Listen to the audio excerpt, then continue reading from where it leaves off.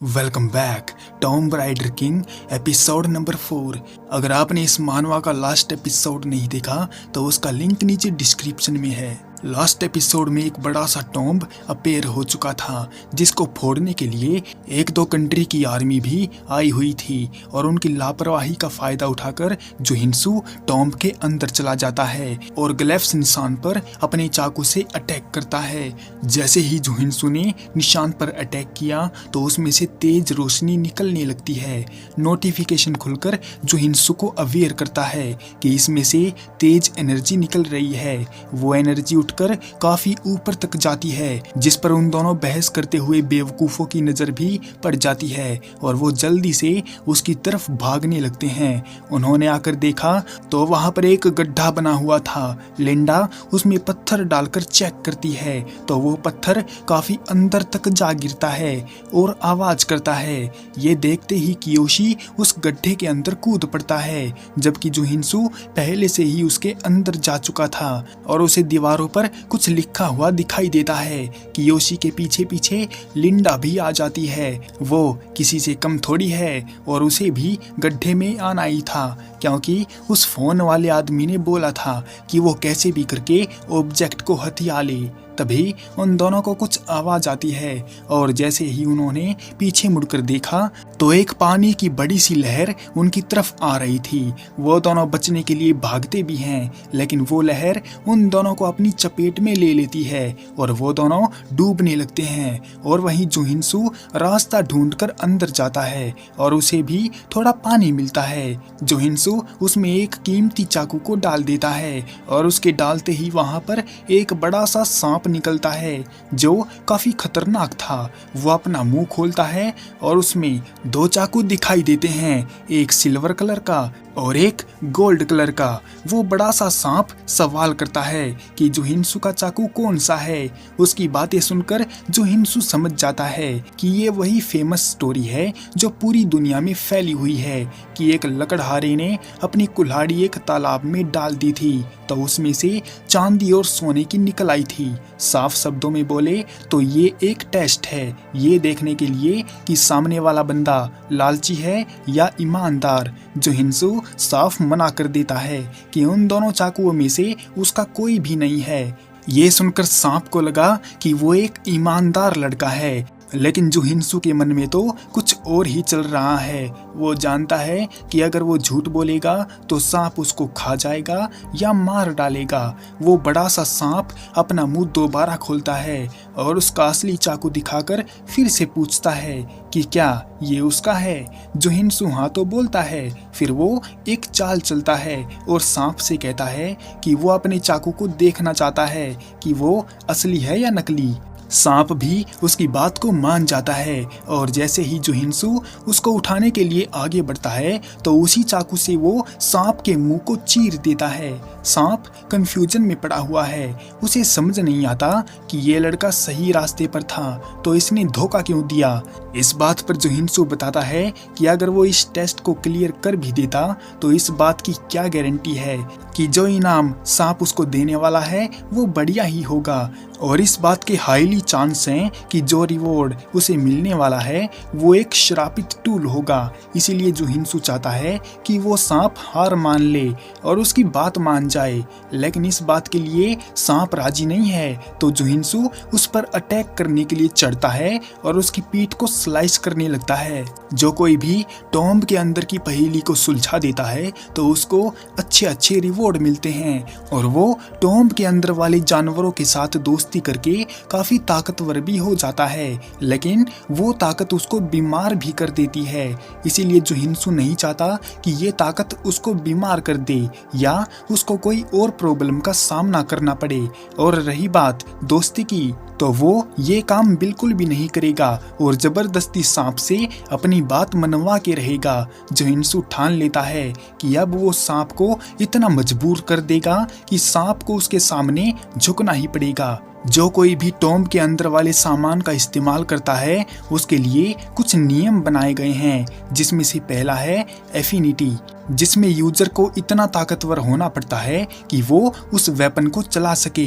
दूसरा है डोमिनेंस। इसमें यूजर को उस एबिलिटी की जरूरत पड़ती है जिसमें वो ऑब्जेक्ट को कंट्रोल कर सके और अपने मन मुताबिक उसका इस्तेमाल कर सके। तीसरा है सिनेग्री, और ये थोड़ा खास है क्योंकि इसमें यूजर को ऑब्जेक्ट के साथ एक तरह का रिलेशन बनाना पड़ता है, जैसे किसी आर्टिस्ट का अपने टूल के साथ होता है। लेकिन इसकी एक डार्क साइड भी है। जब यूजर ऑब्जेक्ट का इस्तेमाल करता है तो वो जहर भी छोड़ता है, जिससे यूजर की तबीयत खराब हो जाती है और वो अपने अंत की ओर चला जाता है। इसी बात को ध्यान में रखते हुए जोहिंसू ने सांप के साथ दोस्ती नहीं की और उस पर हमला कर दिया। जोहिंसू उस रिलाइक चाकू को सांप के गले में अंदर तक घुसा डालता है और फिर से कहता है कि वो उसकी बात मान ले, नहीं तो उसके टुकड़े टुकड़े होने में देर नहीं लगेगी। लेकिन इससे पहले सांप कुछ बोल पाता, उसके अंदर से एक तेज एनर्जी निकलती है और वो वापस से पानी में चला जाता है, जिसके इनाम के तौर पर जोहिंसू को एक सोने की कुल्हाड़ी मिलती है और साथ ही साथ टॉम्ब लूटने की वजह से उसकी एक नई स्किल भी अनलॉक हो जाती है जो उसे टॉम्ब को समझाने में मदद करेगी। लेकिन यहाँ पर एक बात और हो जाती है कि स्किल खोलने से जोहिंसू की एफिनिटी कम हो जाती है। इन सब से जोहिंसू को गुस्सा तो आता है, लेकिन वो क्या कर सकता है। पर अचानक से उसको कियोशी और लिंडा की आवाज़ आती है जो उस पानी की लहर से बच गए थे।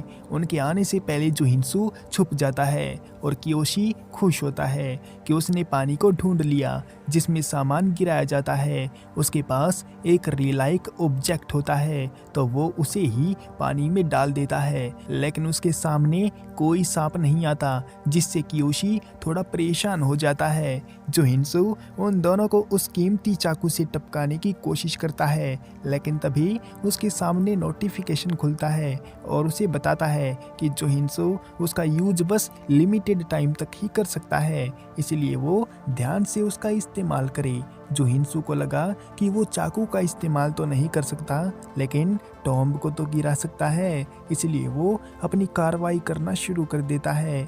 और वहीं कियोशी दुखी हो जाता है क्योंकि उसके फ्यूचर देखने वाले साथी ने बताया था कि यहाँ पर आकर उसको बस एक सामान डालना है और जो क्रिएचर आएगा उससे कोई ऑब्जेक्ट मांग लेना है। लेकिन यहाँ पर तो कुछ भी नहीं आया, जिससे कियोशी को शक होता है कि उनसे पहले ही यहाँ पर कोई आया और सामान को उठाकर ले गया। लिंडा वहाँ पर किसी के पैरों के निशान भी देखती है, जिससे उनका शक पक्का हो जाता है। वैसे ये दोनों एजेंट यहाँ पर ऑब्जेक्ट लूटने आए हैं। हालांकि जापान के पास भविष्य देखने की ताकत है क्योंकि उनके पास फ्यूचर गाइड है, इसलिए उनको पहले ही पता चल जाता है कि कौन सा ऑब्जेक्ट और टॉम्ब कहाँ पर खुलने वाला है, इसलिए वो पहले से ही अपने एजेंट को वहाँ पर भेज देते हैं।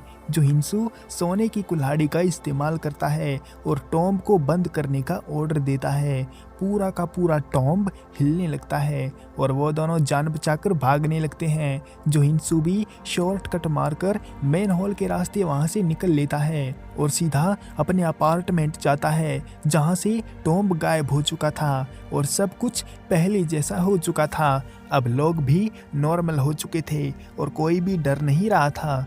बाहर निकलने के बाद कियोशी अपने देश में कॉल करता है और पूछता है कि उसको क्रिएचर क्यों नहीं मिला, जबकि उसने अपना रियलाइक ऑब्जेक्ट भी पानी में डाल दिया था। फ्यूचर गाइड का कहना है कि उसने एक बात और बोली थी कि कियोशी के साथ एक कोरियन लड़का भी साथ में होगा, लेकिन इस बात का पता कियोशी को देर से चला और वो कोरियाई लड़का आकर उस ऑब्जेक्ट को उठाकर ले गया। खैर अभी तो उनसे गलती हो गई, लेकिन वो आगे से ऐसी गलती नहीं दोहराएंगे और अपने काम को बखूबी करेंगे। और वहीं पर जोहिंसू अपनी स्किल से पता लगा रहा था कि अगला टॉम्ब कहाँ निकलने वाला है और साथ में वो उस हरामी वॉन की लोकेशन का भी पता निकालने की कोशिश करता है, लेकिन उसे कोई ठोस जानकारी हाथ नहीं लग रही थी। तभी उसका रूममेट किम वहाँ पर आता है और जोहिंसू को दूसरी भाषा पढ़ते हुए देखकर हैरान हो जाता है। जोहिंसू उससे भी वॉन के बारे में जानने की कोशिश करता है, लेकिन उसको भी कुछ खास अता पता नहीं नहीं है। फिर जो हिंसू के दिमाग में एक आइडिया आता है और वो यांगटे के साथियों से जानकारी निकलवाने का प्लान बनाता है। और वहीं पर जियांग गैलरी में वो सब लोग हताश निराश थे क्योंकि उनका बॉस और दीदी दोनों जेल में चले गए हैं और अब उनका कारोबार संभालने वाला कोई नहीं था। इसलिए उनको किसी बॉस की ज़रूरत थी और उन्हें जुहिनसू पर भी काफ़ी गुस्सा आता है क्योंकि ये सब उसी की वजह से हुआ था। इतने में ही उनके पास जुहिनसू का कॉल आता है तो वो लोग उस पर भड़क जाते हैं क्योंकि जुहिनसू ने उनके पेट पर लात मारी है। लेकिन इन सब से जुहिनसू को घंटा फर्क नहीं पड़ता और उसका कहना है कि उनका गैर कानूनी बिजनेस अब बंद होने वाला है। तो उसके पास उन सब के लिए एक प्लान है। जुहिनसू का कहना है कि वो सब लोग मिडास जाकर वोन के बारे में जानकारी इकट्ठा करें और उसको सही सही बताएं। इसके बदले में जुहिनसू उनको काफ़ी सारे पैसे भी देगा और अगर उन्होंने ऐसा नहीं किया तो जुहिनसू उनको आकर पीट डालेगा और पैसे भी नहीं देगा। ऊपर से जुहिनसू उनसे ज़बरदस्ती काम भी करवाएगा। मिडास अमेरिका के लास वेगास में है और वहाँ पर बड़ी बड़ी नीलामी होती है और जुहिनसू को पूरा शक है कि वहाँ पर वोन के बारे में जानकारी ज़रूर मिल जाएगी। उसका कहना है कि मिडास में उन लोगों को जैक कायमान उर्फ जेके के बारे में जानकारी निकालनी है क्योंकि वोन इस नकली नाम का इस्तेमाल करता है। उन सब लोगों को मजबूरी में जुहिनसू की बात माननी पड़ती है और उनको काम देकर जुहिनसू बाकी रियलाइक ऑब्जेक्ट को ढूंढने निकल पड़ता है। रास्ते में जुहिनसू एक न्यूज़ सुनता है कि एक महिला ने खुद को आग लगाकर टपका लिया। इससे जुहिनसू को शक हो जाता है कि टॉम्ब कहीं आसपास ही निकलने वाला है। पर तभी उसकी मुलाकात कियोशी से हो जाती है और जुहिनसू उसे देखते ही पहचान जाता है क्योंकि कियोशी उस टॉम्ब में से जिंदा बचाया था।